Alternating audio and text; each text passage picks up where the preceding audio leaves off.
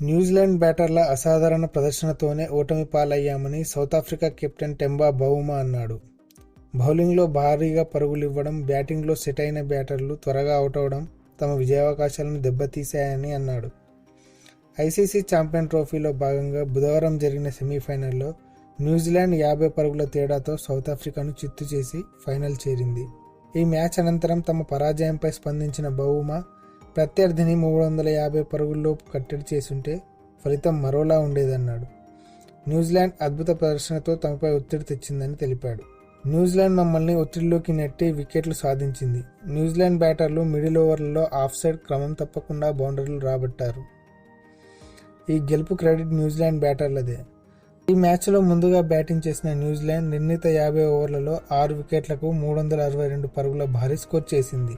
సచిన్ రవీంద్ర 101 బంతుల్లో 13 ఫోర్లు, 1 సిక్స్తో 108 రన్స్ చేయగా, కేన్ విలియమ్సన్ 94 బంతుల్లో 10 ఫోర్లు, 2 సిక్స్లతో 102 రన్స్ చేసి శతకాలతో రాణించారు. డారెల్ మిచెల్ 37 బంతుల్లో 4 ఫోర్లు, 6తో 49 పరుగులు, గ్లెన్ ఫిలిప్స్ 18 బంతుల్లో 6 ఫోర్లు, 6తో 49 నాటౌట్గా విలువైన పరుగులు చేశారు.